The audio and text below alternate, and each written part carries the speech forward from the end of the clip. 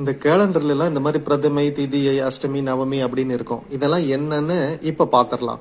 ஒண்ணும் இல்ல, சமஸ்கிருதத்துல 1 2 3ன்னு எழுதியிருக்காங்க.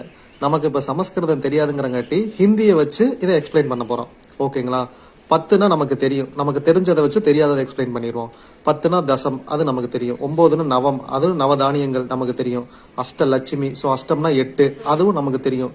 சப்தங்கள் 7, அதுவும் நமக்கு தெரியும். பஞ்சம், பஞ்சுனாலே 5, அதுவும் நமக்கு தெரியும்.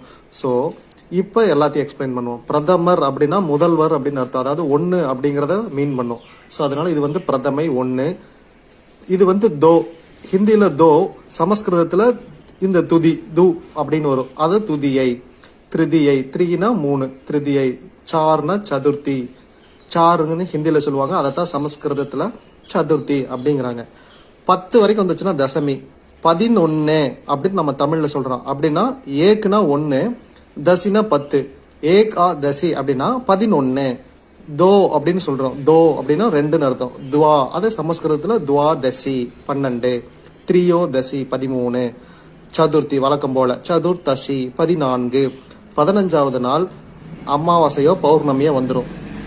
அமாவாசையிலிருந்து மீண்டும் 1லிருந்து ஸ்டார்ட் ஆச்சுன்னா வளர்பிறை. பௌர்ணமியிலிருந்து ஸ்டார்ட் ஆச்சு அப்படின்னா அது தேய்பிறை. அவ்வளவுதான், தெரிஞ்சுக்குங்க, தெரியப்படும்.